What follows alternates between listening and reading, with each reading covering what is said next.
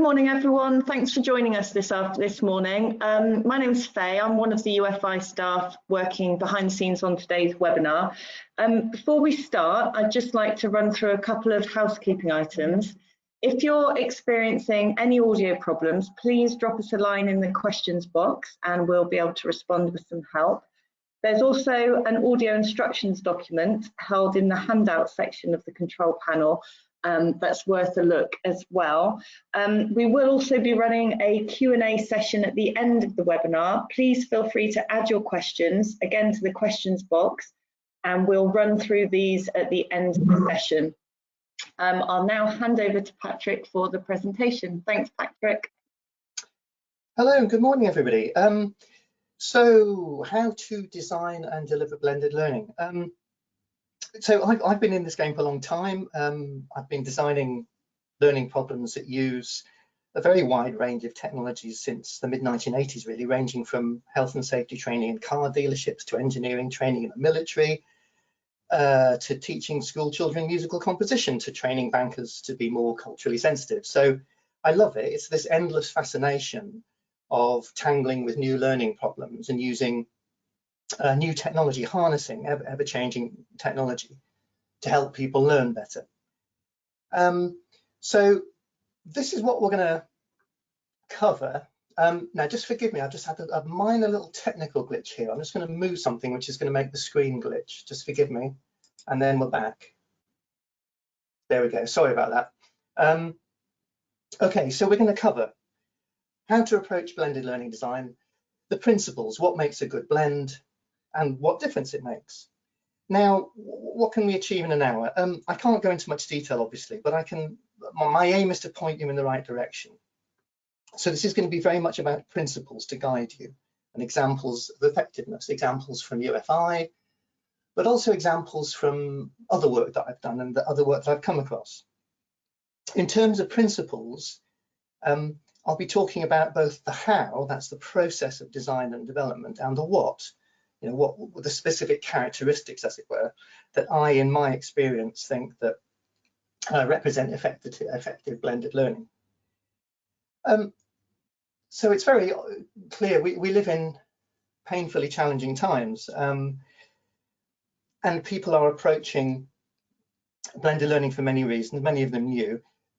I just thought I'd start by reassuring you that the number of resources, the quantity of resources out there is really substantial, pretty much whichever sector you're in. I've thrown up images there of some fairly decent books I've used. One about Google Classroom. There's a really interesting site on the University of Aberdeen that's good for HE. Up in the top left there, you've got a screenshot of absolutely fantastic Blended Learning Essentials online course. There's lots of stuff out there to help you. If that's the only useful thing I contribute today, well, that's great. I would point you towards resources such as these. So I'm going to start by just thinking a little bit about what blended learning is. And I want to start by drawing a spectrum, at one end of which is simply taking an existing face-to-face course and adding some online activity, or possibly replacing face-to-face lecturing with the same lecturing online. And I'm just, for the sake of this spectrum, I'm going to call this traditional. And at the other end, I'm going to say, well, you could just start from first principles and you can create a completely new learning experience using a mix of media, technologies and methods. And I'm going to call this transformative. And the point here is that you, as educators, as trainers, as teachers, you need to decide where you are. I'm not saying there's any good or bad. I'm not even saying there's any progression from one to the other. But I think given the range of options, and range of options is something I'll be coming back to many times in the next half an hour. Given the range of options, it's important you know where you are. At one end of the spectrum, if you take the Oxford English Dictionary, they're saying that blended learning is a style of education which mixes electronic and online media with traditional teaching. The Future Learn course, the Future Learn course, I very thoroughly recommend. It says it's about combining traditional and digital technologies that are blended together in a way that helps learners learn more productively. So that's a very clear mix of shall we say, old and new, of offline and online. Intriguingly, one of the projects I've come across, a UFI project, they just defined blended learning as mixing different media and methods flexibly online and offline, not necessarily using face-to-face. I think this was a quote from Wild Skills. So they use monitoring equipment out in the real world. That's why I've put that lovely picture of the trees on the right. So they use monitoring equipment, but the face-to-face element is, as far as I understand it, absent. In the blurb for this webinar, which incidentally I didn't write, it says that blended learning is a learner-centric approach which uses different and relevant forms of learning experience and technology to meet defined learning goals. Again, not necessarily face-to-face. I'll take another one of the examples, UFI projects I'm very much involved in. So we're developing an app for SEND children, and basically it connects a community of professionals around a child, and it allows them to connect with each other and effectively train around the child's needs in real time. There may or may not be face-to-face training, and the app doesn't determine that. But there's certainly a lot of human interaction and online community and communication, and it results in learning. And in my mind, that's blended learning. So I'm trying to articulate this spectrum very clearly. And something I'll be coming back to is the necessity for you to figure out where you are on it. So I'm just going to take a little sip of water, bear with me. So as I say, I'm going to talk about the how and the what. Now, I'll start by talking through the 4 key principles that I believe determine how you can design and implement effective blended learning. They're very much my perspective on things based on experience. I know you'll find many other principles, guidelines, and so on if you look elsewhere, and I very much encourage you to do so. But this is my perspective on things. And let's start with what I'm calling a conscious and structured design process. So there are so many possible ways of assembling and arranging a blended learning program, and within any particular strategy or approach, there's such a wide range of methods and media and technologies. Sometimes I found it helpful to coach people into adopting what you might call a manufacturing mindset, hence the graphic on the right. Because you may be moving from a mindset which is all about delivery and human interaction to something which is more akin to manufacturing, okay, design and manufacturing. And the reason that I use the word conscious, so I'm saying this is a conscious design process, is because it's quite possible that you'll need to challenge your assumptions about what's best in your particular circumstance. I've seen lots of instances where people have jumped much too early to solutions based on their own preferences and inclinations, and then they've had to undertake really expensive rework. So my view is that you need a structure, but you need to be very conscious of what you're doing at each point. And it's something I keep coming back to, is that explicitly stating where you are in a process is important in this kind of design. So I'm going to briefly, just very briefly, touch on a range of examples of processes. I'm not going to go into them in any detail, as my aim is just to keep making the point about following a deliberate and conscious process, whatever it is. And again, it's worth pointing out that the kind of process that suits you may depend on whether you're modifying an existing course, maybe to cope with COVID or other short-term constraints, or whether you're experimenting with blending as part of a longer-term shift in approach, or starting from scratch completely and re-engineering your whole approach to learning. So the simplest thing you can do, the most basic process, if you're a complete beginner, is to simply pick a template off a shelf and apply it to your course or program. And these templates tend to determine the basic relationships between different methods and media, face-to-face training, technologies, and so on. Like I say, they tend to be more what I'm calling the traditional end of the spectrum. And there are many different models and categorizations. I've just provided 3 links here. I think each of those 3 links is from a different sector. So putting it crudely, that the process here is to review the characteristics of a model or template, match these to yours and choose one.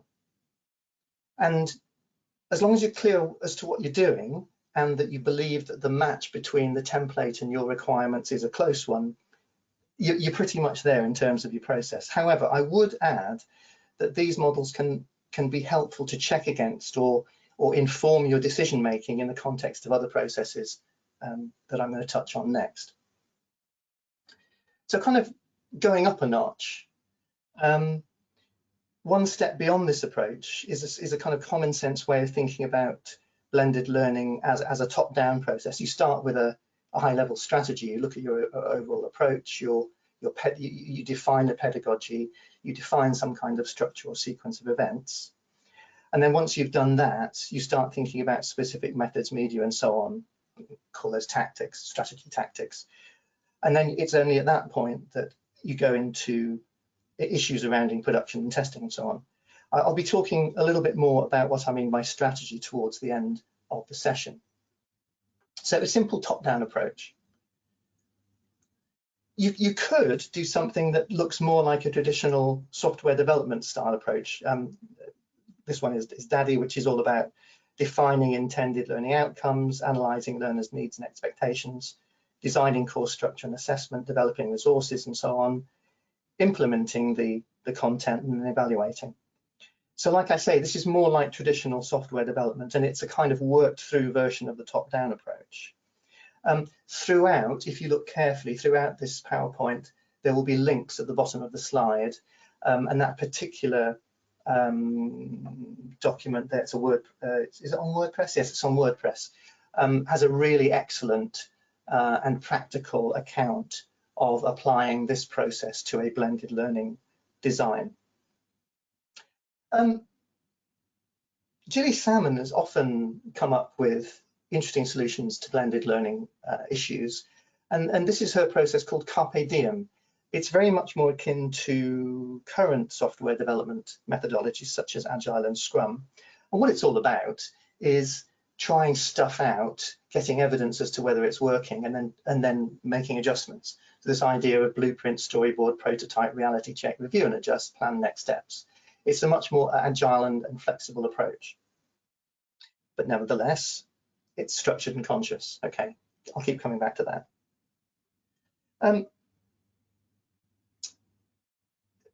This may appear a bit of a contradiction. I am emphasizing repeatedly deliberation and structure, but I do want to emphasize the importance of adapting what you're doing through gaining feedback. This was a rather lovely quote from one of our projects that says, design in the time of COVID may require making a bit of a mess every now and again, hence breaking eggs on the right. Oh, excuse me, I've just got a bit of a cough. So although I'm stressing having a conscious process, these days that process might have to be rapid and occasionally messy and responsive. So that's my first principle. The second one, a deep understanding of learner context and culture. Of course, when you've got your learners in your classroom or in your learning environment, whatever that is, when you have them face to face, you will consider their needs. That's a natural human thing to do. And all educators or good educators do it. But my kind of number one, in my experience, my number one mistake that beginner blenders make is not to fully consider or understand their learners.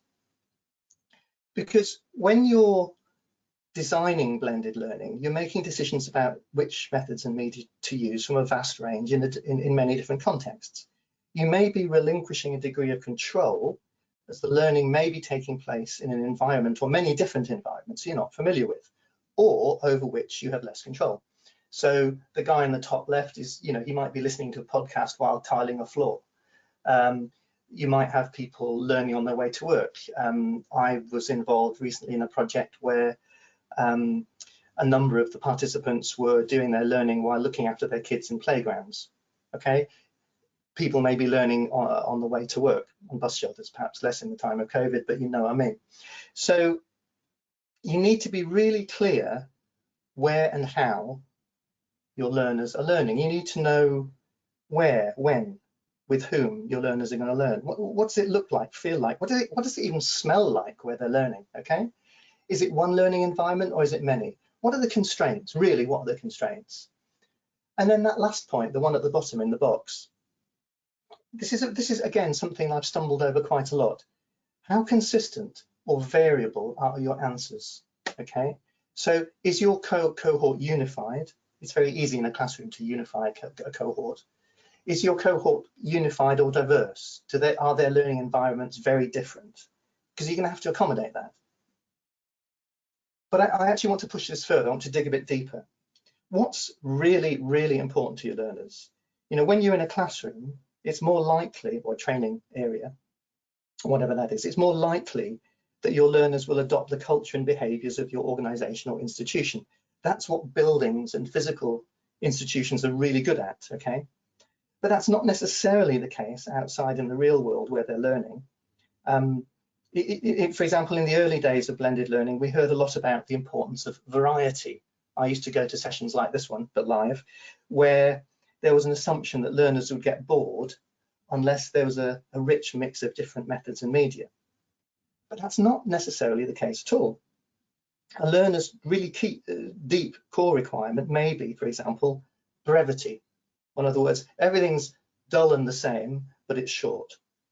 Or it might be tailoring. In other words, you only get what you need. You don't get anything except what you need. Or it might be access. Yeah, you get a range of stuff, but you can get it anywhere, and so on. And you need to know I'm overusing the word, very deeply what these things are. It's worth researching this very carefully. It's worth investing time.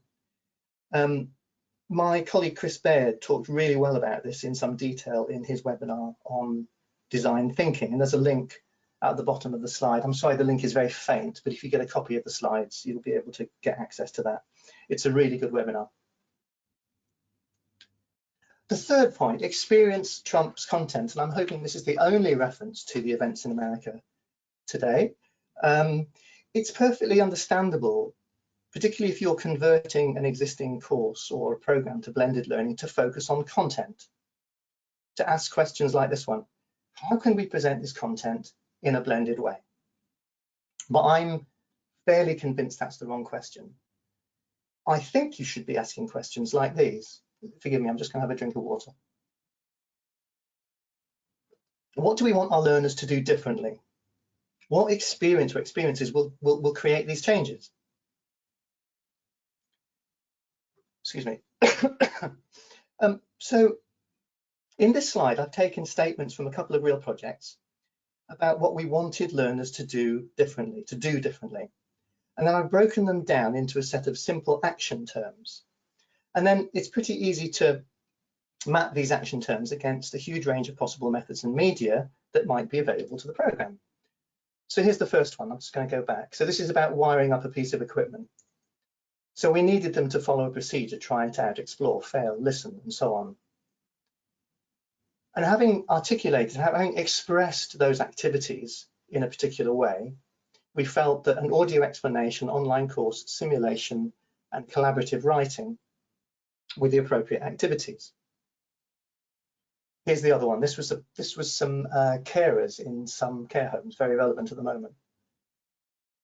So having described the activities, we were then able to link those activities to specific components of the blended experience. Now, I know that I'm very, very aware that this might appear more than a little bit pedantic or even academic.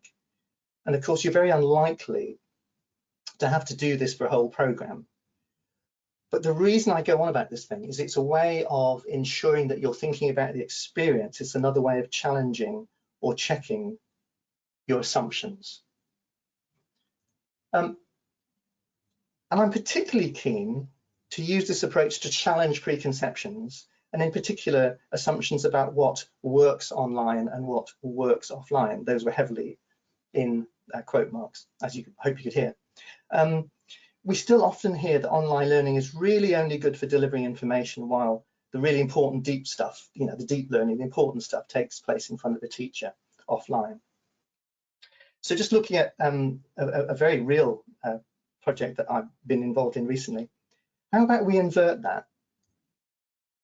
So by thinking carefully about activities and experiences, we come up with a solution where online learning using virtual reality is used to provide the really deep learning experience, while face-to-face tutorials and brief inquiry sessions are used to offer further information by expert tutors, simply because these expert tutors can access this information more quickly or have it in their head. This is a project I worked on last year. And as a final aside on this, I've been involved in quite a few program designs where once the team has started thinking about experiences and activities instead of content, they end up cutting out a huge amount of content that they thought was essential, which of course saves everyone time and cost. So the last principle is about institutional goals and constraints. You kind of have tension. You have a tension between what the institution, the organization wants to achieve and the constraints. Now, clearly what you're aiming to achieve, your goals, they're key inputs into your design process. And strangely enough, I was just thinking about this last night. In my experience, organizations are really good at stating constraints explicitly. Yeah, what the problems are going to be, what's going to limit them. But actually, I think they're far less accomplished when it comes to stating and sticking to goals. And of course, stating explicitly as part of your conscious design process, my first principle. Stating goals is stating things explicitly, being aware of them is really critical. So here are a few different goals. Let's say you're going for scale. You've got to access more learners. This immediately surfaces a series of priorities around, for example, effective learning management infrastructure, tracking, registration, and so on. You're going to have to think about learning methods that don't require individual attention as their numbers increase, that can be automated. So, for example, individual online tutoring and some online live classes may not be appropriate, for example. If you're going for quality improvement, you need to be clear about what you mean by quality. So is it, for example, access to the best experts live or on video? Is it more about immersive simulation, or is it access to the best equipment used in a live environment? You recall that the project I mentioned early on with the trees on the right-hand side. You could regard that that program as quality improvement. It's delivered remotely into the learner's own environment. They loan this piece of equipment, wildlife survey equipment, and they're supported by access to online training materials and live training broadcasts.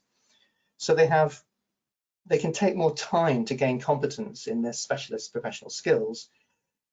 And as an outcome of this, it also cuts cost, as expensive face-to-face training sessions aren't necessary anymore. So the focus on quality needs to be quite precise.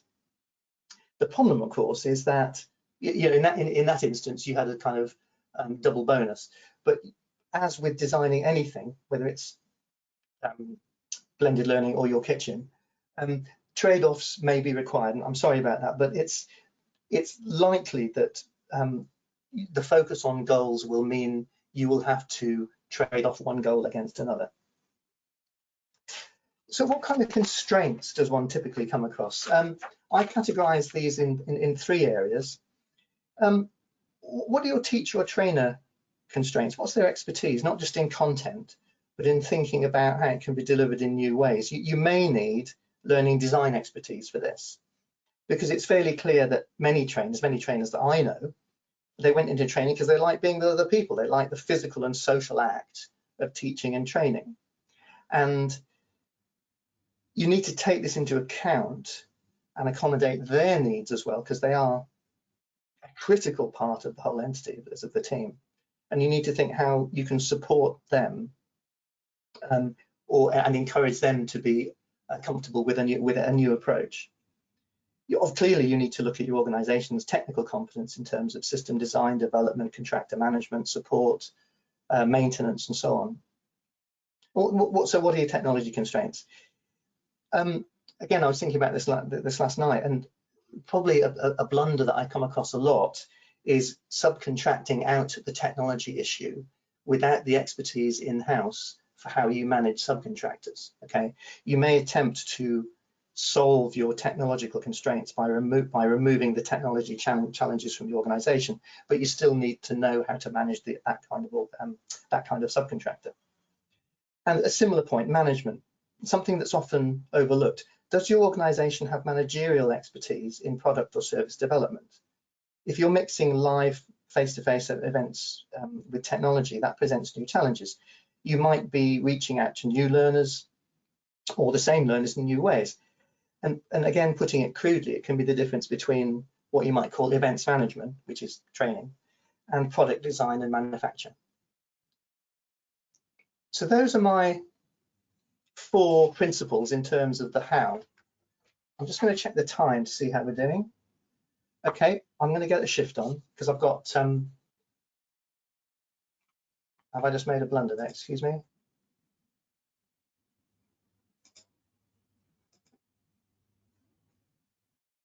Okay, I hope we're back now. All right, so I've got 5 principles. Now, having said pretty strongly that good blending is all about understanding learners' needs and that these are often different, it might then appear contradictory to come up with a set of fixed characteristics about what good blended learning is. And my only defense on this point is that these are the characteristics that I've come across most often as representing really good blended solutions. So, flexibility. I really like this quote from one of our projects. You may need to devolve responsibility for choices of method. Yeah, I really like that one. And this can apply to what they learn, where, when, and so on. So one of our projects took a fairly basic approach, what I would call the traditional approach, and put a lot of the more information-heavy content online. But this then had the partly unpredicted side effect of allowing them to use, this is their quote, in-class time to support those with more need for tutor time, while others who were more confident or remote could just get on with things, making use of tutor time more productive. Then another project said that having a library of online resources supported mixed ability teaching. So flexibility, however you achieve it, is a very important characteristic of good blended learning. This isn't quite the same point, relevance and tailoring, my second point. So one of our projects is based around highly targeted provision of information on demand. It uses an AI, artificial intelligence engine, to target individual learners and provide them with documentation when and where they need it on a range of devices, but there is expert advice available online as well. So people get what they need. But of course, you don't have to go as far as to use AI, which I've drawn up. So I've drawn up one of my spectrums again. At one end, the left-hand end of the spectrum, I'm just going to click the screen here, and that may move them. I don't know why there's a mouse on the screen there. Okay, at one end of the spectrum, you have a pure technology solution, AI. But you don't necessarily have to do that. You can do this through a pre-diagnostic. You can test people beforehand and then tailor content appropriately. Moving down the spectrum, you can give people another piece of content, and the outcome of that test determines what they get next, and so on. Or you can just give people learner choice. So there's an interesting point here about whether you use technology or face-to-face contact to provide tailoring, and it's worth thinking very carefully about that in your design process. So if, for example, you have a vast array of information that needs to adapt itself to the needs of each learner, technology is brilliant at that, it's very quick. But if relevance and tailoring in your context means eliciting individual needs that may be difficult to express, human contact is the way to achieve that. So flexibility, relevance, and tailoring. Meaningful assessment. I'm just going to see if I can get rid of that cursor. I'm sorry about the glitches. No, I don't know why there's a cursor there. Okay, so meaningful assessment. So this is what's sometimes called constructive alignment of learning outcomes, methods, and assessments. And the question for you is, how are you going to know that this experience that you've created has actually changed the person? How do you know that? Because if you're thinking about designing learning as an experience and not thinking about content quite so much, you should really be thinking of assessments in the same way. And of course, blended learning provides a palette of possible experiences that may not have been available in the classroom. I'm a particular fan of what you might call the activity becoming the assessment. So for example, I was involved in, this is a different VR project for an engineering company a few years ago, where the main sponsor insisted that we retain the end of course exam that had been in place for a long time. But within weeks of the course launching, everyone who took the exam was getting full marks or close to it, because they simply couldn't get through the VR without learning everything. So the exam had become irrelevant and was eventually discarded. So as part of your conscious structured design process, when you get to the bit about choosing and designing specific activities, you have to constantly check whether your activities could also be assessments. And if not, what assessments are congruent and aligned with what you're doing. Fourth point is about currency and updatability. An early decision you have to make in the design process is how updatable your content needs to be, and how this feeds into other design parameters and other implementation and deployment issues. For example, a few years ago, I worked on a project for a legal organization. They demanded very high production standards on all learning media, including video, as the blended approach was largely, but not entirely, replacing formal briefings by senior individuals, so it had to look great. The problem was that very high quality video can be expensive and takes too long to produce. So every time some legal advice changed, it cost too much and it took too long. So in this case, and I would emphasize this, in a surprising number, currency and updatability was a key parameter driving design and deployment. And as I was talking about before, you may have to make trade-offs here. You need to be clear what the effect will have on your overall design. So coming back to strategy now, the last principle or characteristic is that a blended program should be based on a clear learning strategy, not just a fairly random collection of methods and media, which again, I've come across quite a bit. So I touched on this briefly before when I was talking about the top-down design process. But just so we're clear about what I mean by strategy, here are some from some real projects. The classic one. Our strategy is to put the main information or instructional content online. Face-to-face and live training is going to be used for application of skills. Assessments are going to go online. Perfectly sound strategy. Here's another one. A social constructivist pedagogy is going to be driven by online community and research. Assessment will be by colleagues. Here's another strategy. Immersion through simulation, VR games and sims. Assessment is the simulation.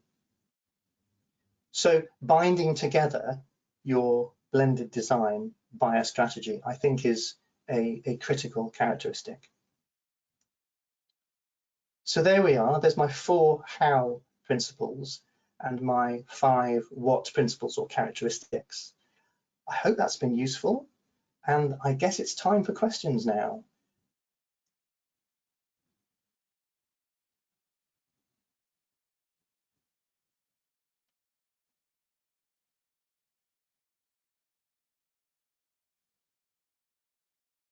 Okay, Patrick, thank you very much for that. That was absolutely fascinating. That was absolutely brilliant.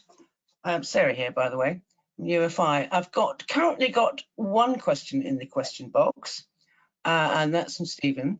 And Stephen is asking, what do you feel are the most important benefits to the teacher or trainer of using good blended learning? Oh, blimey. Okay. What are the benefits of the teacher or trainer? Okay, what drops into my head are things like flexibility. You see, sorry, I'm going around in loops here. It depends what your goals are. Flexibility is very important. Authenticity of assessment is another good one. If you're using new types of assessment, which blended learning is really quite good at doing, you can find out what's really going on with people. Customization, the ability to really understand what's going on with individuals. What else? What else? What else? Forgive me for being flippant, but in this time it's important. You don't necessarily have to travel quite so much. You don't have to be out and about quite so much, potentially. It really depends on your structure and strategy. That's great. That's absolutely fantastic. Got a few other questions coming in thick and fast. I'm going to take the one from Ian next, because I think that really follows on from what you were saying. And then I'm going to come to the question from AFTAB. Ian is asking, how important do you feel the purpose of the education experience, i.e. the outcomes, should drive the type of technology that you can use? So basically, does the educational outcome, the learning outcome, drive the type of technology you can use? Yes, of course, but it depends. There are a number of intervening stages along the way, aren't there? In that, if you look at the constraints and goals section that I ran through, a technology will be an outcome of a potentially large array of different design features and characteristics and needs of the organization and of learners, won't it? So I guess what I'm saying is there isn't a direct route that says, this is the experience I want, this is the technology we're going to use. There's going to be a number of intervening stages. So for example, you may say, well, the educational experience that we want to produce is a funky interactive game one. Our strategy is through gaming and immersion. Let's look at gaming technology. Okay. Sadly, your learner cohort has no access to the right kind of devices. Your broadband is rubbish, and the learning management system that you've currently got in place isn't going to cope. There might be any number of things. Your teachers hate gaming. Do you see what I mean? So there's a number of intervening characteristics between the educational experience and the outcome, the technological outcome. And I suppose what I'm doing here is playing the classic designer card, aren't I? I'm kind of rubbing my hands together and saying, oh, it's ever so complicated. And I think that's the reality. I think that's the reality. Something that I've come across quite a bit is jumping to a particular technology without necessarily considering really deeply the learner culture and context and the various other parameters in play.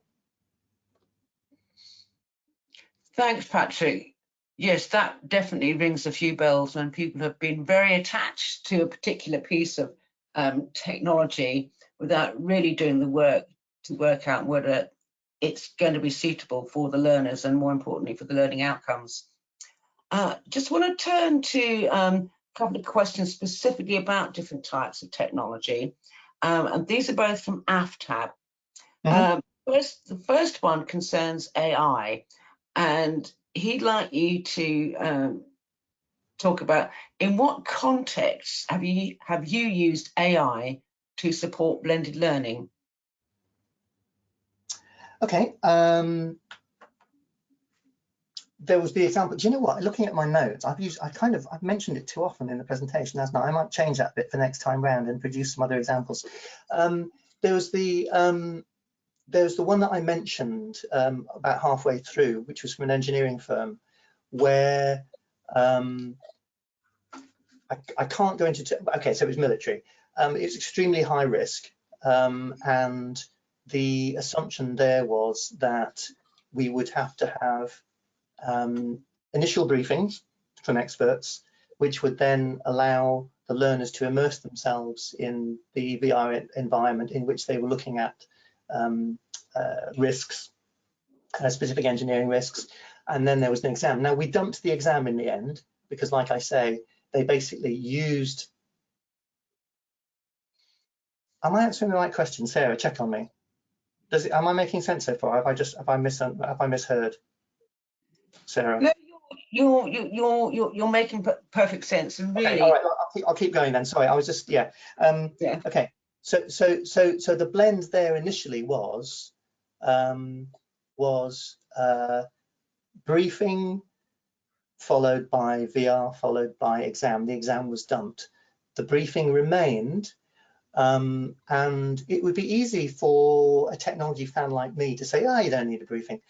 But it was often, it was pretty much about orientation, it was about motivation, it was about ensuring that the learners were directed through the VR in a kind of constructive and thoughtful way, not just messing around. So I think that's actually a reasonably good example, because I'm involved in another VR project actually in prisons at the moment, and that's not blended, it's entirely VR. And it can be quite tempting to say, well, yeah, it'll solve everything. But depending on the culture of the organization, depending on your aims, I think it can be quite helpful to have stuff around it. I don't know if that made sense. I suddenly had a doubt that I was actually rambling on with no sense at all in the middle of that, Sarah, sorry. It does, but I'll come back to this. Can we move on to social learning, because social obviously has exploded in the last 10 years. What are your thoughts about how you would use social media platforms as part of a blend, you know, whether it's either a social media platform or other online collaboration platforms such as Microsoft Teams, Google Edu, etc. What's the role of social in a blend?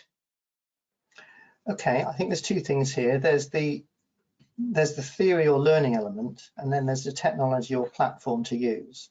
And it's so interesting. If you'd asked me this 3 or 4 years ago, I would have said, yeah, go for it. Use whatever. Use Twitter, use Facebook, use public platforms. I think they're a bit out of control. And now we've got Microsoft Teams, we've got Yammer, we've got any number of closed systems. I would say use closed systems wherever you can.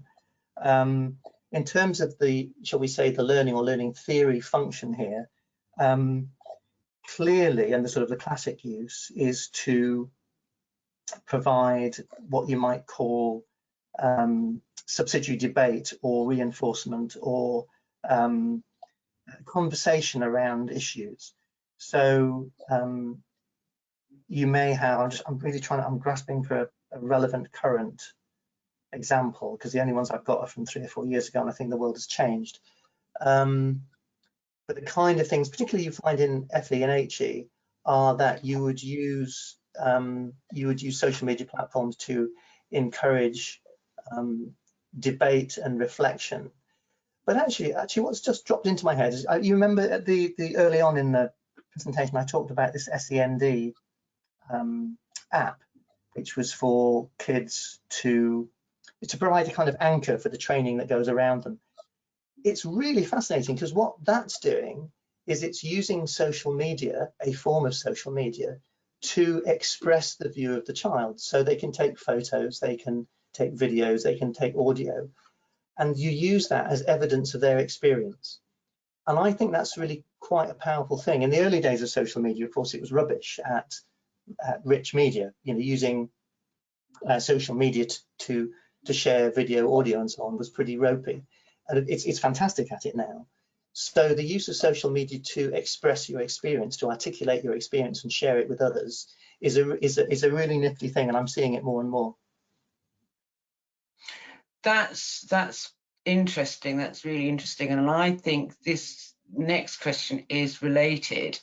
Aftab's also saying that blended learning can become somewhat fragmented, with teachers using multiple platforms or mediums to support blended learning. What's your advice on this? So what do you think, Patrick? Is this a kind of like an organizational issue, or just teachers being enthusiastic to use as many platforms as possible? Again, I think, you know, I think I've overplayed this card this morning, but I think this notion of a structured conscious process is really terribly important. And if you map that against organizational goals and constraints, and you look very carefully about what is and is not achievable. So I'm going to give a painful example, which is extremely current. So my partner's daughter last night was struggling with the homework because, frankly, the local technology in the local school is utter rubbish. And the reason it was such a struggle is because the local school was funneling out all sorts of different types of work and tasks on all sorts of different methods and media using all sorts of different technologies. And it doesn't work like that. It's no good. Yeah, you have to be aware. Sorry, I'm getting on a hobby horse now. You have to be aware of what your technology constraints are. You need to understand, and this is the core of my point, your learner context and culture. You have to understand what they've got and how they can interact with what you're providing them with, and make sure it works. And this idea that one should just let social media, let educators loose on social media, it kind of offends the structured designer in me. It's all about having a structured process. Thanks, Patrick. So the advice there to you, Aftab, seems to be put your foot down. Thank you. Put your foot down. Absolutely, absolutely. Put your foot down. Yeah, it's all part of the design. I mean, there's any number of things in life where you design something specific and say, so far and no further. Why should this be any different? Okay, that's. I think we've come to the end of the questions from the audience. If anybody else has got anything, please put them in the question box. I think I've got one which I'm quite interested in hearing your thoughts on, which is that in the time of COVID, we've had much more attention on blended learning than we've had in the past 10, 20 years that we've actually known about it. I was disappointed to read quite a bit of negative press, even from politicians, about learning online, as if this was naturally going to be the poor relation to a face-to-face experience. So I was disappointed to see that, but Patrick, what do you think? Do you think attitudes to blended learning are actually changing in this time of COVID? Do you know what? There's think and hope. I clearly hope they are.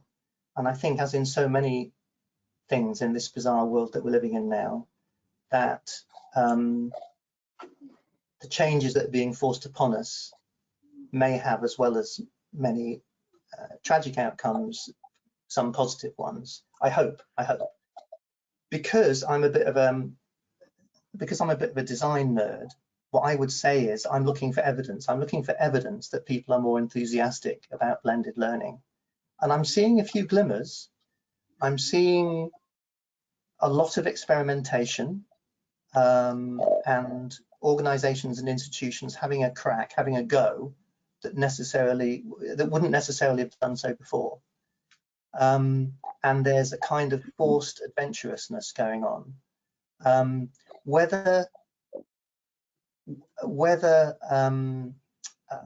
Whether we see a huge increase in enthusiasm for blended learning, I don't know. I think it's very likely, but I'm going to play the data and evidence card again and say, at the moment, I'm seeing glimmers, and I'm hoping to see some more. That's really, really interesting. Thanks so much, Patrick. That's been really useful. And before we go, I just want to remind you that this has been an event as part of Week of VocTech.